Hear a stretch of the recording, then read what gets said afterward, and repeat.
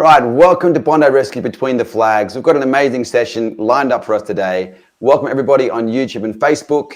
Alex, what is the audience saying on the socials right now? Thanks, Steve. There's lots of hype going on in the comment section already. I can see people from the USA, UK, Canada, and Australia, and so many more. Guys, don't forget to drop in your questions into the live chat. We'll be answering as many as we can for our special guest. Back to you, Steve. Thank you, Alex. So we've got a very special guest today. He's been here for every single episode of Bondi Rescue since the beginning. He's rubbed shoulders with the Hollywood elite. He's actually swam from England to France. He's done a lot of pretty extraordinary things. Welcome, the main man. Roll the tape. In 19 years of lifeguarding, Whippet has never backed down from a challenge. Grab on and I'll put you on the mat. Come on, let's go. There's a big set coming in me off the rocks. It's the hardest thing I've ever done, but it's also the most rewarding. Whippet, thanks for doing this, buddy. You've got a pretty busy life. You're a full-time lifeguard, you run a gym full-time, and you've got a family of little rugrats. Let's draw a little picture of your family here. There they are. You're going to be pretty busy with these guys. I am. The boys keep me very busy, but luckily my legend of a wife sort of keeps us all trucking along, and she keeps the train on the tracks and keeps us going forward, which is good. Beautiful. And one of them's a red-hot little surfer, right? From what I can see on the internet. The eldest one, Nixon, he's right into his surfing. And the next one, Jet, he's getting into it now as well. So, yeah, it's so good for me. It's what I love doing, and I'm really happy that I can take the boys on surf trips and just surf around home and get to experience that with them. And, you know, for me, the ocean's played such a big part in my life, so it's taught me a lot of things. And I think it's really important for the boys to spend as much time in the ocean as they can and learn as much about it and respect the ocean, because, you know, I guess doing the job that we do, we learn how much fun it can be, but also how dangerous it can be on the other side. So they need to learn that it's fun, but, you know, to respect it and to be careful in there. Yeah, absolutely. And is it crazy to imagine that when you were their age, you know, you were on TV all over everyone's screens, right? So way back in the day when I think you were 7 years old, you started on Home and Away. Is that crazy to look at your kids and imagine at that stage you were on every single person's TV 5 days a week? Yeah, it is a little bit weird. I think for me, like when I started doing Home and Away, I never really thought of it as weird or as different. I just went there one day and started working, and it just kind of kept evolving and going from there. Like, I never actually set out to be an actor, I don't think. A couple of mates did a Cotties commercial and got like $50 and free cordial for a day. So I was like, are you kidding? No school, $50 and free cordial, sign me up. And I thought that's about as far as my TV career may ever go. But yeah, I was very fortunate to get to go for the gig as Sam on Home and Away, and even more fortunate to land the job. And yeah, I was there for 9 years full time and a bunch of part-time roles there as well. And yeah, it was a different but an awesome way to sort of, you know, start my life, I guess, as a kid. We actually found a piece of footage of your first ever scene on Home and Away. You want to see it? Yeah, why not? Yeah, let's go. Well, it sounds like crying. I think it's coming from somewhere underneath here. Oh, Sam! What are you doing underneath? Behind you. Why? Because I knew you'd be mad at me. Why should I be mad at you? Because I went to bed.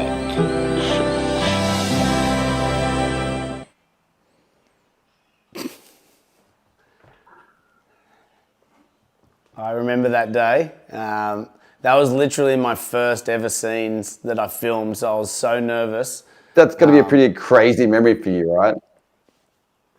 Yeah, it is. It's weird. It was the first day I ever shot. It was the first time I was on set. Oh, can you hear me? We lost you. I can hear you. That's got to be a pretty crazy memory for you. You got me? Have you got me?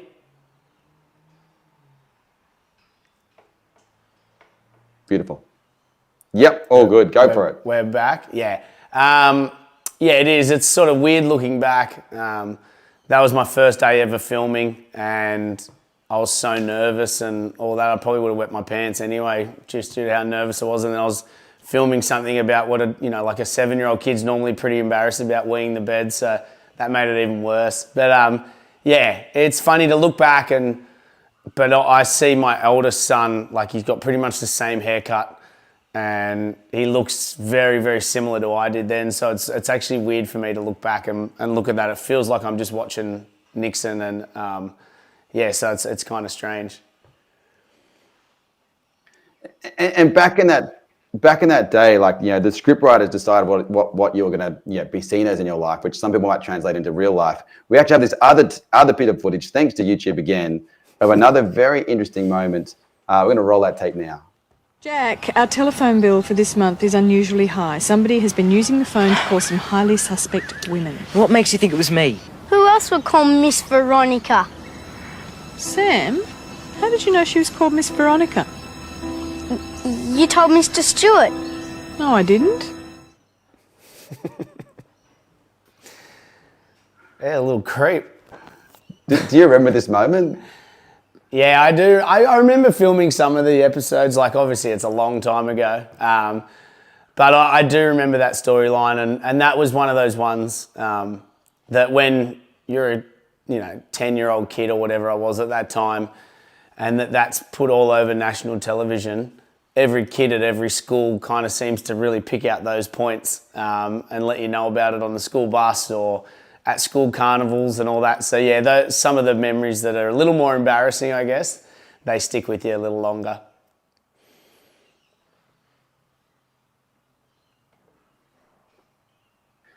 And I think that's a crazy thing, right? Because you've got people who are like script writing your life, but the other kids at other schools thinks that that's your real life, or that's a part of you, and it's not. That's got to be super hard to deal with. And so I guess when you're going through that process, how do you think it affected you? From going to a boy to a man, both on and off screen. Do you think it had much of an impact?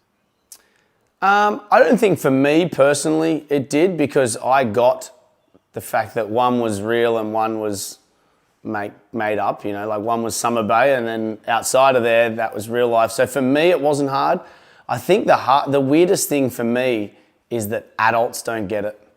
Like literally, when you're a kid and adults are coming up to you and saying, I can't believe you did that, or you treated someone like that. And I'm like, come on, you're 40 years old. Clearly you know that that's a TV show and that it's not reality.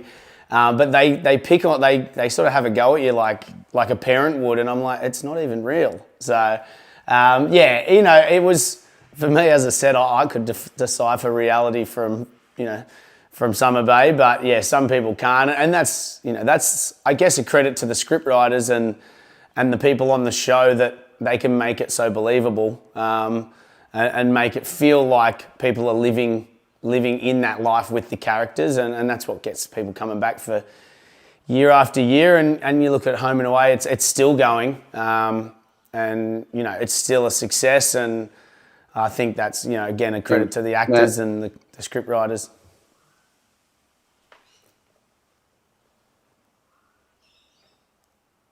It was pretty amazing. I mean, like for me, when I was a kid watching you grow up, like you were like the Macaulay Culkin of Australia. You were on TV every single day. I still remember it, and I remember your face clearly as a kid because I was a similar age. But what was the transition point that made you go from deciding to be an actor to become a lifeguard? Do you remember that moment that changed you?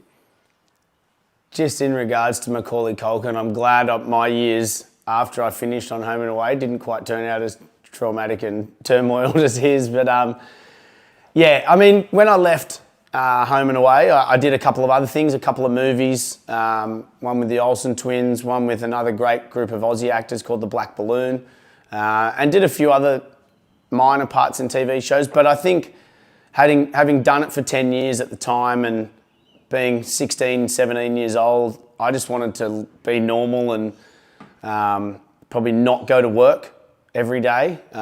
So yeah, I finished up school and I travelled a bit and did a whole bunch of like labouring work and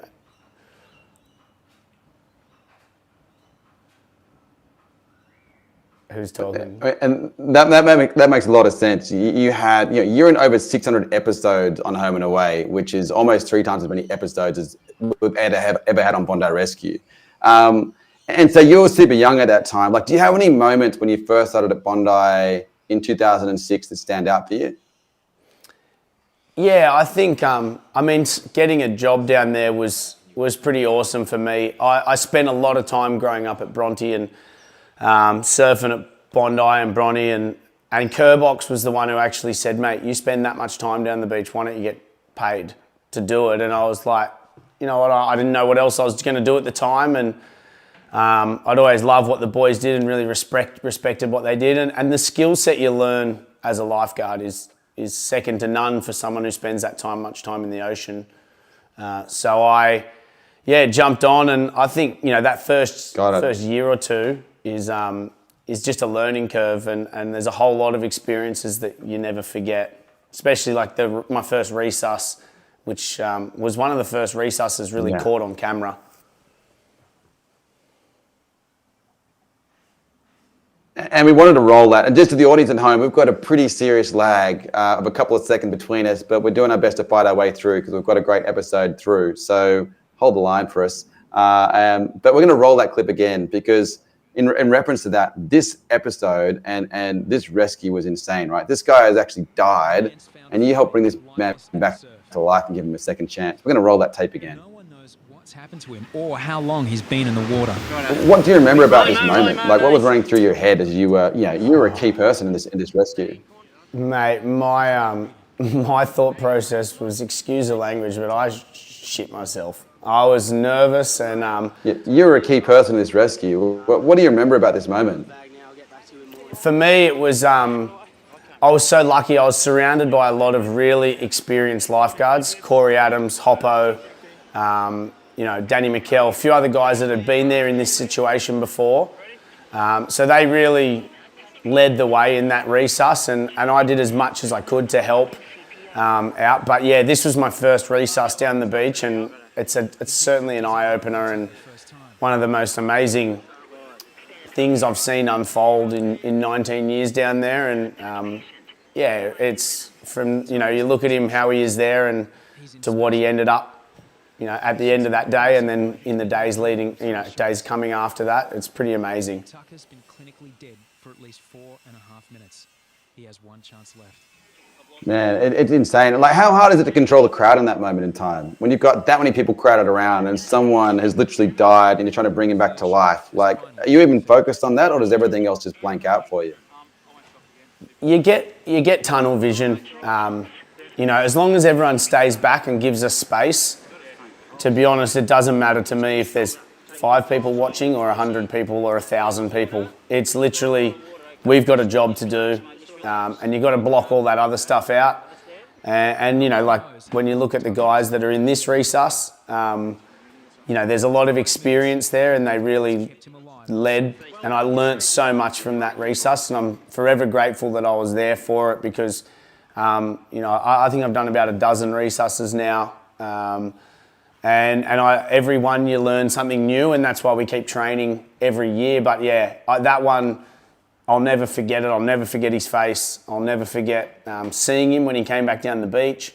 All those things, and to get a positive result on one like that is amazing. But yeah, I've taken bits from every resus and learnt from it. But yeah, that one taught me the most about getting in and how important it is to stick to our processes and get the job done to be able to give them a chance at living again.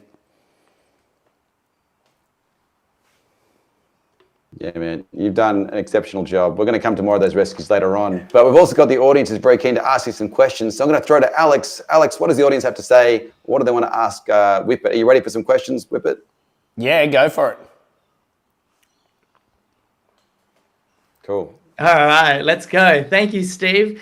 Everyone keeps sending through your questions. We've got some amazing ones. I've handpicked these ones myself. And the first one we've got comes from Angela, and they're tuning in on YouTube. And they're wondering, if you had the possibility to get rid of one negative thing regarding the job as a lifeguard, what would it be and why? Blue bottles. they're the worst part of the ocean. They don't do anything good, and they cause us a lot of grief. I've been stung hundreds of times myself. It's not fun, but when other people get stung or kids get stung, it's a pain in the ass. So yeah, if I could get rid of one thing at the beach, it'd be blue bottles. We've seen some pretty crazy reactions, so I'd agree that'd be a great one to get rid of because they've clearly caused a lot of trouble. Yeah. All right, next one. This one comes from D. Williams on Facebook, and they're wondering, what is your most memorable rescue? I think the resuscitation we just saw is probably right up there. Being my first resuscitation and yeah, having it filmed, I guess I've been able to watch it over and over again, so you never... And they use it in a lot of first aid courses and stuff like that. So it's never too far from mind. But I've had some really other memorable ones in big surf, riding jet skis. And yeah, I did one when we did Bondi Rescue Bali. Tom Bunting and I rescued a whole family, a French family, which really, I don't know, just stuck with me. I guess we're in a foreign country and didn't have all our equipment around, and it was a really hard tube and board rescue. We all got pretty smashed that day. So yeah, that one sticks in my mind as well.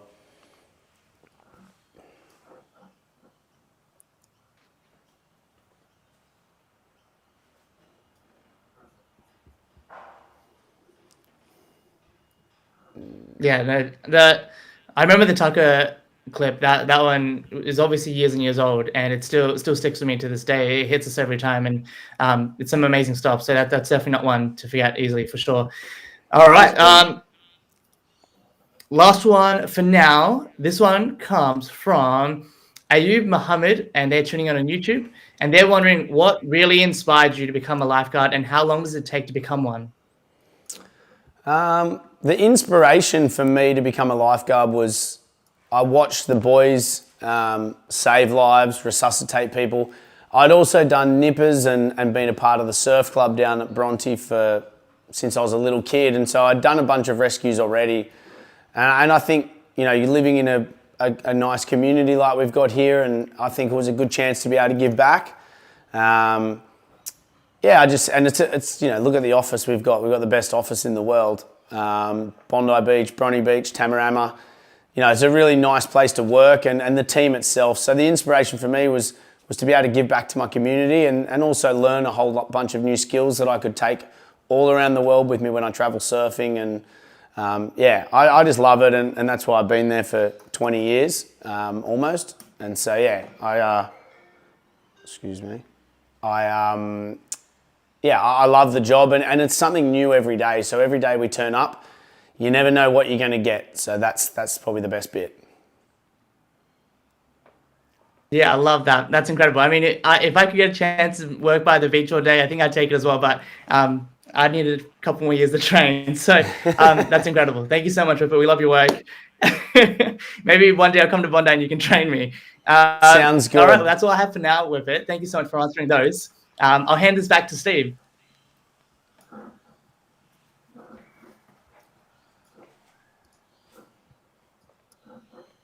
Head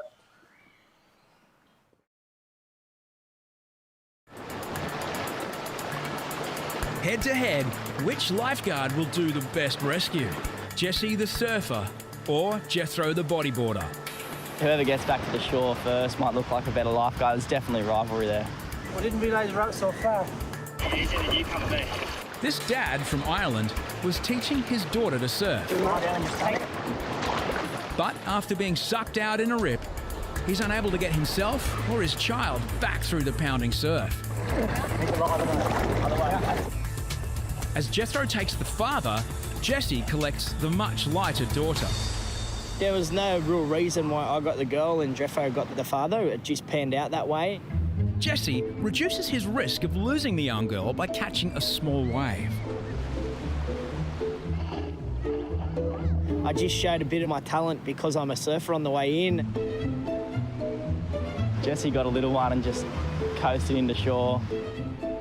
Jethro also looks for a small wave. You got a time getting yourself back in. But something much bigger is looming behind. I turned around and just thought, oh, I'm gone. Go check. Gone. Yes. Obviously, because Jeff's a bodyboarder, he tried to crack a wave behind me and just nosedived. Next time, Jethro may do well to pick the smaller passenger. Yeah, he got the good hand there. I had a bloke that weighed double my weight. Jeff weighs about 45 kilos. Soaking wet. The waves are too high, so I couldn't get back in. So one of the guards just gave me a lift back in. He's a lifesaver. The man is a genius. At the end of the day, Jeff may be a bodyboarder, but all jokes aside, he's a very good lifeguard and he gets the job done. Today, a new act has hit the stage. Right, you ready? There you go. Thank you so much. I love that. In town from Las Vegas, Australia's very own Manpower are the world's #1 all-male dance review. They're in Bondi for a photo shoot. But want to meet another bunch of blokes who are also famous for taking their shirts off, just for very different reasons. Myself and Jeff were over in the tower. Wasn't much going on. We got a knock on the door. Hey, what's up, Bondi Rescue? About 8 big dudes with their shirts off. Turned out to be Manpower. Best view in the house. How's it going, mate? Oh, Manpower, yeah. It was a sus moment. Jethro isn't rushing to lay down the welcome mat. It's a pretty small room, right? When there's like 10 enormous blokes in there, it fills up a lot of space. And every time I turn around and look at them, they were right up in my grill, mate. All right, sadly, we can't control the internet, but we're back online. Whippet, thank you for holding on, and for everyone at home. All good. So, Whippet, look, we've got some pretty amazing moments from you over the last 17 seasons of Bondi Rescue. We're going to roll a clip right now, and this one is actually way back from season 7. Let's go. Lifeguards have their hands full across both beaches. Hey, go that way! Paddle! It's too treacherous to use the jet ski for rescues. The novice surfer is in mortal danger. Whippet gets as far as he can on the rocks, then takes the plunge. Bacon and Whippet must secure the rescue tube. The twins are just meters away. Finally, it's on. Now the task is to drag the surfer to safety in deeper water. Then 500 metres to the beach. You know, he kind of snuck out and then he got cleaned up, and once he got in here, it's too heavy. It was just so much water moving, it's real shallow. We just couldn't get him out, so we had to swim to Bronny. French expat Philippe was seconds away from becoming a victim of the twins. Mate, that was pretty insane. Do you remember, right? You couldn't get out there with the board. You couldn't get out there with a jet ski. What were you using to rescue that guy? So that's what we call a rescue tube. It's like a yellow foam thing, and we kind of can wrap it around people and clip it on. You know, and it's our least preferred way of rescuing someone because it's the hardest. Because then you just got to swim and tow them in the water. So it's really taxing and probably the least effective of our tools. But around Bronny and Tamarama or the rocks, anywhere, they can be, you know, pretty useful because you can get in a lot closer. And I mean, the rocks between Tamarama and Bronny are sort of as dangerous as it gets. But yeah, we've spent our whole lives, well, the boys that have grown up here have spent our whole lives playing around on those rocks and getting in there and out of there in every situation. So I always feel comfortable, probably more comfortable jumping in there with no board or jet ski and just trying to navigate my way around with flippers on and a rescue tube. But yeah, that was a pretty big rescue, and you know, we don't get too many of them, thank goodness. But I actually had to do one the other day that was probably similar. So it's only like a once a year kind of event that we've got to, you know, swim in those rocks when it's really big. But yeah, it's always gets the heart rate going. Absolutely. I mean, a lot of people don't realise that this is one of Australia's most dangerous beaches, and you guys make it look super easy. But to your point, this is just your backyard, so this is just normal everyday life for you, right? Yeah, it is, and every beach has got its dangers. It doesn't matter where you go on the east or west coast or anywhere in the world. Every beach can be dangerous. Bronte and Tamarama especially. I think Tamar got voted the second most dangerous beach in the country at one stage. But they're really small beaches, so a lot of water moves around. Bondi, we're a bit more lucky, being a bit longer. The rips can be a little bit more defined, and usually you've got one safe end and one more dangerous end at south. But yeah, working all three of these beaches, I'm super grateful that I've grown up here my whole life, and I know in every water or wind condition what the waves are doing and where the currents are going to go, and what's my safest option to get someone out.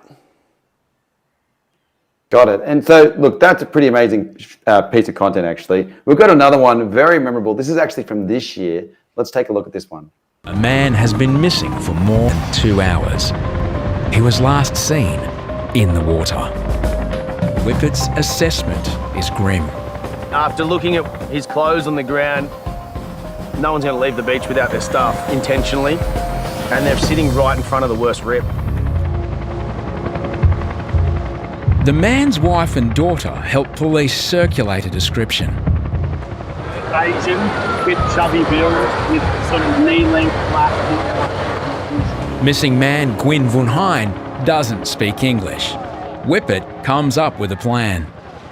I said, go up and use our PA system and try and speak to him in Vietnamese. Nguyễn Văn Hành, nếu con đang ở trên biển, hãy lên bờ và đến gần tòa nhà Lifeguard. Ty's father Gwyn has now been missing for almost 3 hours. As light fades, the search may soon be called off. Mitch radioed me and said, mate, someone's come to the tower. And I said, I'm not taking the family up in case it's not him. They'll be devastated.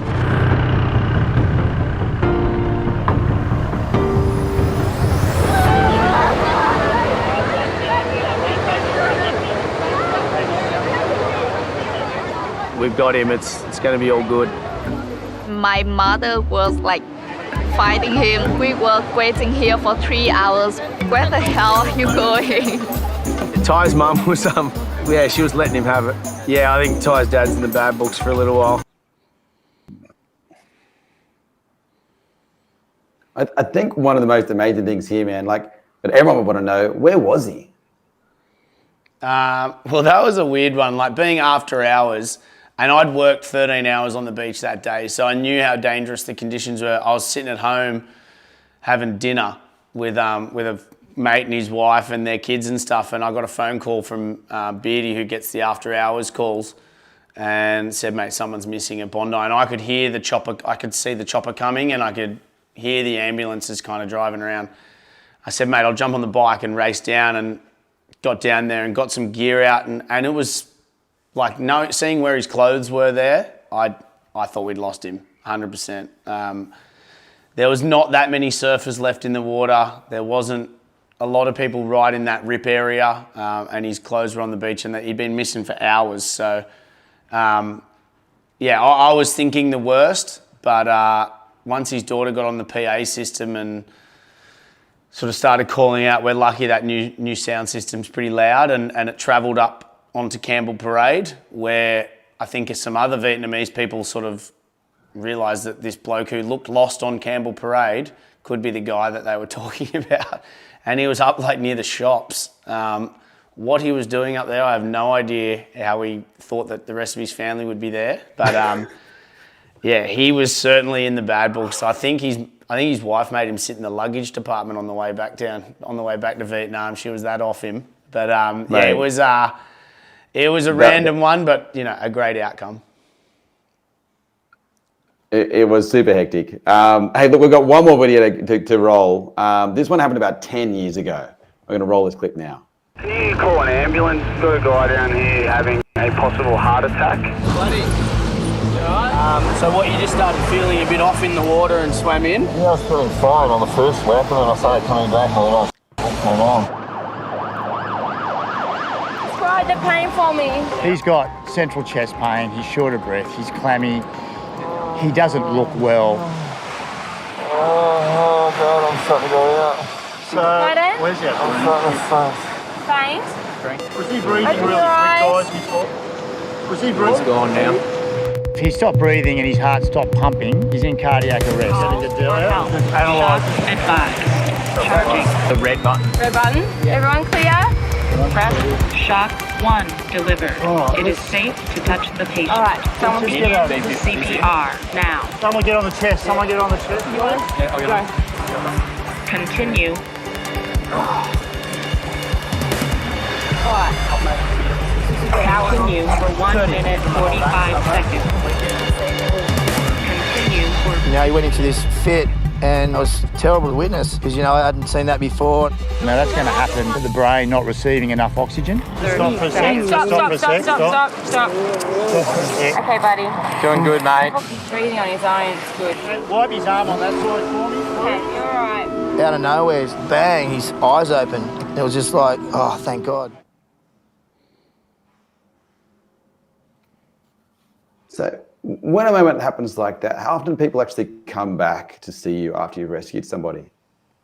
It just depends on the situation, how bad, you know, whatever it was is. But yeah, we get return, I guess, patients that come down and see us every now and then.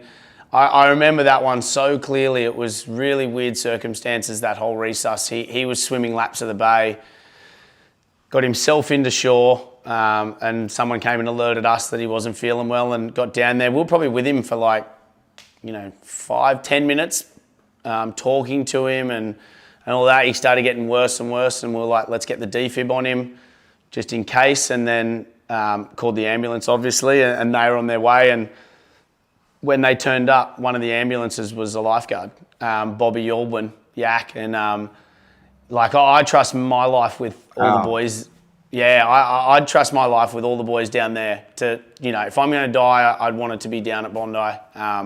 So at least I know I'm in good hands and get him back. So when he turned up as the ambo, and I'd worked with him for 12 or 15 years as a as a lifeguard as well. He was like, boys, you've done everything right, blah blah. And then we're talking to him, and then you can see he actually goes into cardiac arrest while we're there, and we had all the pads and everything on him, so it couldn't have been any better for him.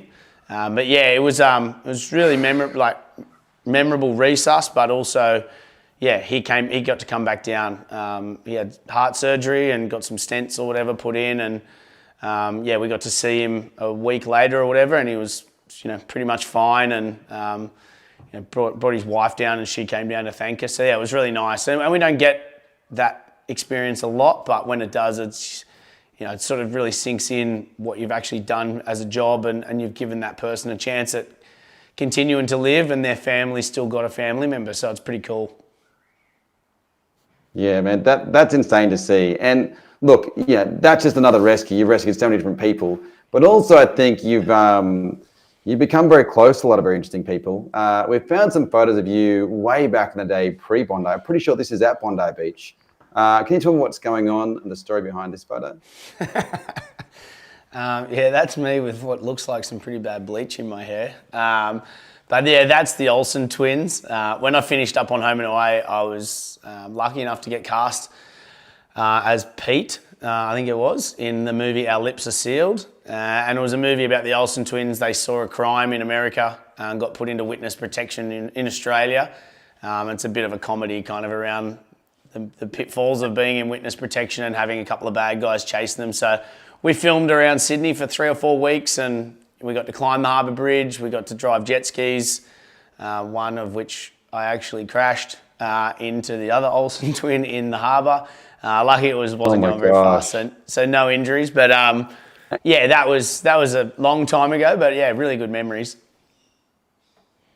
And to clarify, that the Olsen twins, they were like the biggest celebrities in the world at that time. That was a pretty huge moment. And just we've actually got a picture of the cover, I think, of the film here. There we go, looking pretty good there. Yeah. What was really interesting, which you probably don't know, is 23 years later, there's actually a huge super fan group around, there's a bit of a cult show.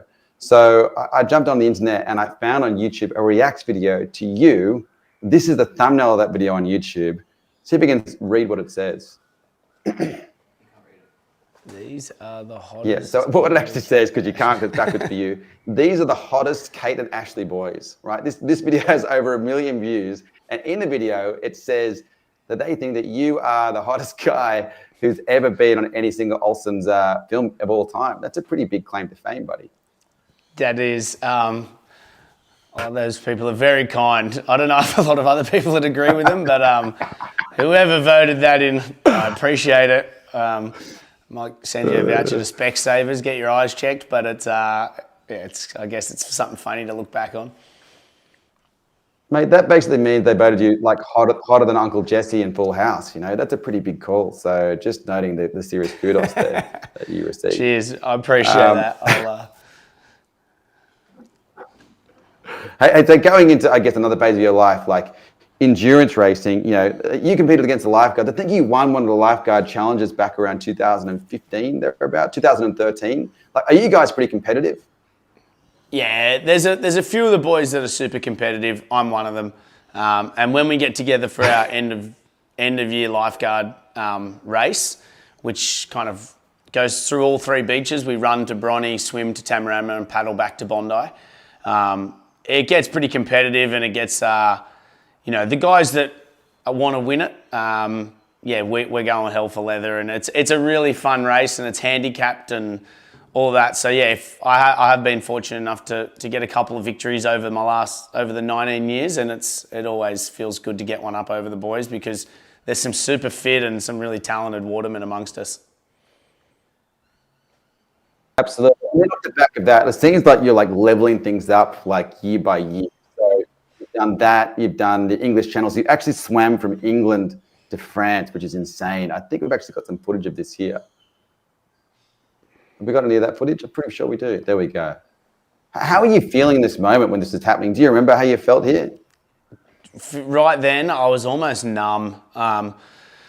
I knew the daunting task ahead of me, and it had been such a big build-up. And myself and another mate, Lukey Stewart, we'd raised over 100 grand for Ocean Heroes, which is a group that takes autistic kids surfing, and we wanted to set them up on the east coast of Australia. They're a Western Australian-based charity to start with. And mate, jumping off the boat and swimming back to England, that couple 100 metres, to then wait for a horn from the boat, and then you start, and you're not allowed to touch the boat or have any physical assistance, just drinks thrown at you in the water for, what ended up being 9 hours, 40 minutes, but could have been anywhere up to 15 hours. So in my head, I knew I was in for a very long day. And but I was lucky. I had Murph Renford, whose father was king of the channel, Des Renford. He was my coach throughout the whole preparation. So having him on board was really comforting. He swam it before and been there for a few other people's swims, which was good. So he was good. And I also had Reidy, who's one of my best mates and also does a lot of endurance events. So Reidy was the one that was sort of there, that I knew, he knows what I'm capable of and how far I'm willing to push myself. There he is, that lunatic. And we sort of had an agreement before I got in the water that it was either France or hospital. They were my only two options, really. I wasn't giving up until I was that bad that he had to pull me out of the water, and if not, I would have made it to France. And luckily for me and him, I guess, and my family, it was France, not hospital. Man, that's insane. So off the back of that, like, do you have any other endurance challenges planned for the year ahead for yourself? Yeah, I ran a marathon this year, my first sort of standalone marathon. I've done an Ironman about 10 years ago down in Melbourne, and done the Molokai paddle from Molokai to Oahu with Corey and Harries and Reidy and Jules a few years ago. Coast to coast with Reidy across New Zealand, that was fun. And next year I'd love to take on the Coolangatta Gold up on the Gold Coast, which probably, I don't know, I can't paddle a ski yet.